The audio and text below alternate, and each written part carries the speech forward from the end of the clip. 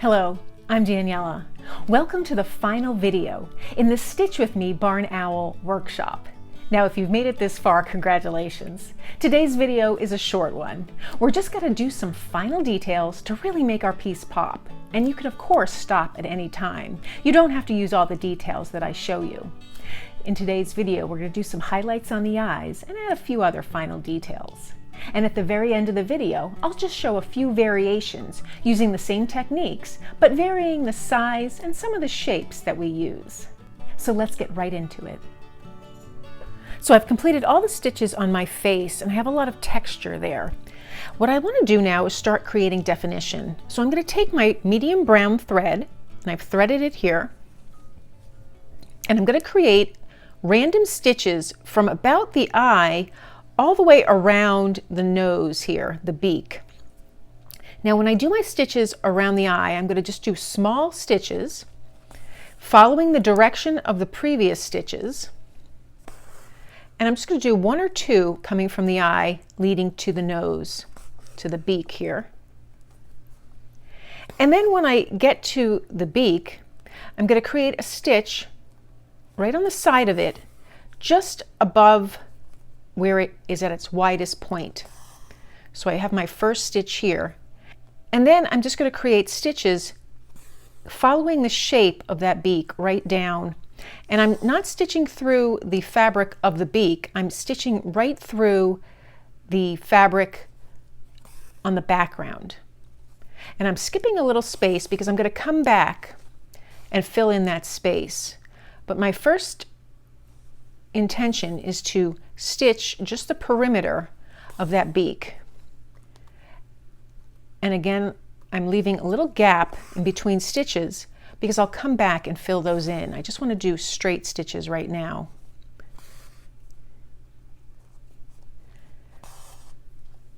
And I'll just go up here, just a little bit of the ways up the nose. And now, as you can see, I have some gaps. I want to just come back down wherever there's those gaps and make that little stitch just to fill it in. So I go in between all my stitches that I've already put down just to outline this beak.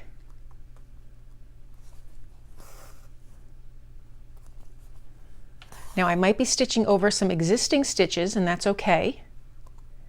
I really am just trying to cast that shadow for this beak. And once I've filled it all in, all the stitches, so that I make that shadow for that beak, I'm going to bring my thread over here and just do a couple of stitches leading to the eye. Again, I start out smaller, and I'll do a larger stitch higher up, again going that same direction. So I'm creating a little shadow on the face.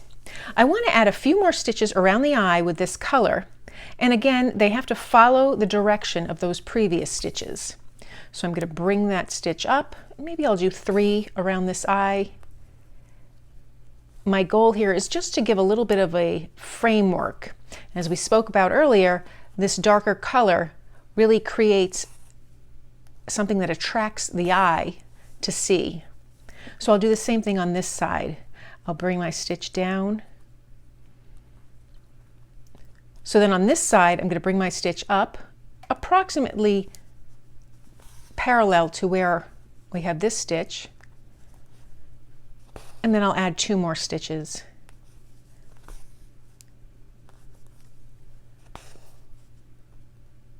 And again, I'm going in that same direction. So now I'm starting to get a face. I can carry out those stitches further, and I think I'm going to do that. It's kind of looking like an eyebrow. I want to follow that shape of that eye, and I'll know when to stop. When I make those stitches, I'll just do 1 or 2 at a time, fairly small, and then I'll come over here on the other eye and do the same thing. And really play around with this. If you do a lot of stitches, the eyebrow will really take on an expression. And depending on the angle of that eyebrow, it can look silly or happy or angry. And so I'm really happy with the way that came out. I'm going to knot my thread on the back.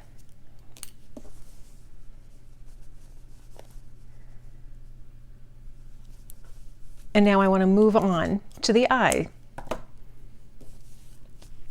So right here we tack down those eyes with some big stitches. I want to go back in there with that black thread and tack down a little further. So again, I'm staying close to the perimeter, and I'll start with this left eye, and I just want to stitch down a little bit further, staying all the way on this black fabric, trying to make stitches all the way around that perimeter right now. The reason I didn't do this at first is because if I decided that I didn't like the placement of the eye when this was coming along, I only had a few stitches to cut out to remove that fabric. But it turns out that I'm really happy with the placement of this eye. So again, I'm just going to go around the eye, really tacking it down. And then I'll switch to the other eye and do the same thing. Again, if I didn't like the placement of this eye, I could easily just take off the 4 or 5 stitches that we used to tack it down. But now that I'm happy with it, I want to go around the edge and just really secure it. I'm not going so close to the edge that it causes more fraying, but just enough so that it's really secure all the way down. And I'm sticking to the perimeter.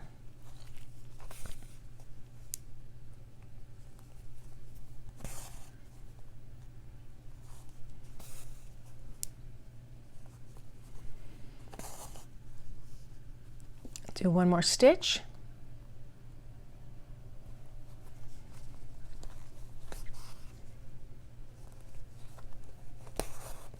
And now I'll knot my thread on the back. You can also use your black thread or whatever color thread you're using, if it matches your eye, to alter the shape of the eye. So you can build it up if you wanted a more teardrop shape. Now from here, I'm taking that just off-white thread that we used to tack the nose down, and I want to create highlights. I'm going to use the left side of the eye here, and I'm just going to stitch in kind of at the 11 o'clock area and make a small little stitch. And then I'm going to do the same thing on the next eye, again in that same area, right at 11 o'clock. And so now it's just about reassessing the situation.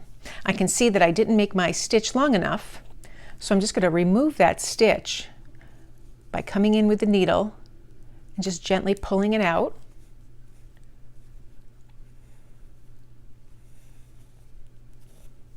I'll rethread my needle and correct that stitch. So now I'll try that highlight again, making it long enough, just like that.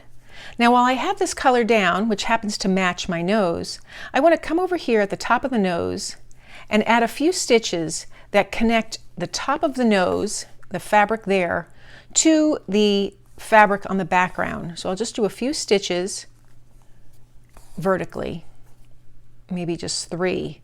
So a taller one and 2 shorter ones that just trap that nose right into place. And it resembles fur. Now I could take this thread and just add a few more stitches right around that area, just to resemble more feathers and give a little bit of contrast. Now once I'm happy, I'll knot the thread on the back.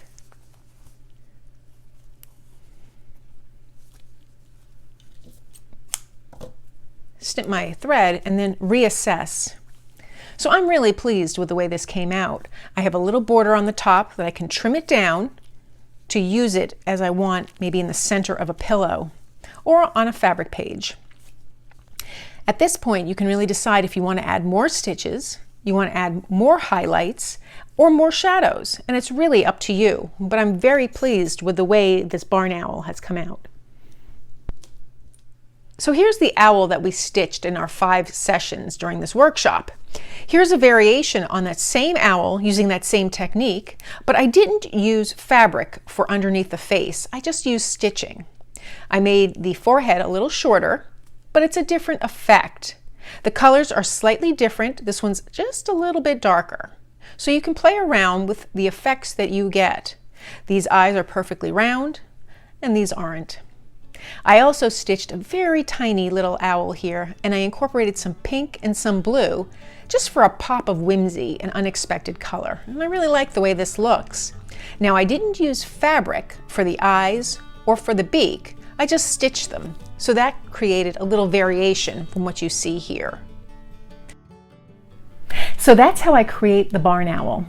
I hope you found this video helpful and you enjoyed using a single stitch to create all those features.